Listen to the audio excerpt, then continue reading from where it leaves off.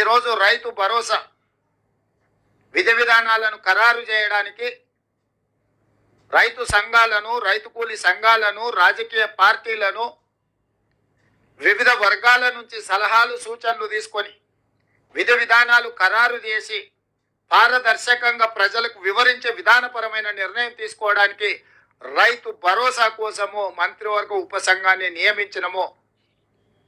బట్టి విక్రమార్క గారు, తుమ్మల నాగేశ్వరరావు గారు, శ్రీధర్ బాబు గారు, పొంగులేటి శ్రీనివాసరెడ్డి గారు అందరితో చర్చించి జూలై 15 తారీఖు లోపల ప్రభుత్వానికి నివేదికను అందించడం జరుగుతుంది.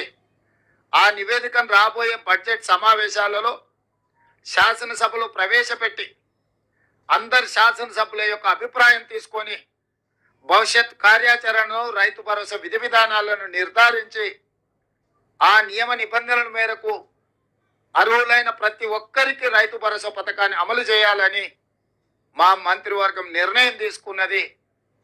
ఈ విషయాలు కూడా మీ ద్వారా రాష్ట్ర రైతాంగానికి మేము చెప్పదలుచుకున్నాము. మా ప్రభుత్వం జవాబుదారీతనంగా పనిచేయాలనుకుంటుంది. పారదర్శకంగా ప్రజల ముందు మా విధి విధానాలను పెట్టి ముందుకు నడవాలనుకుంటున్నాము. ఇక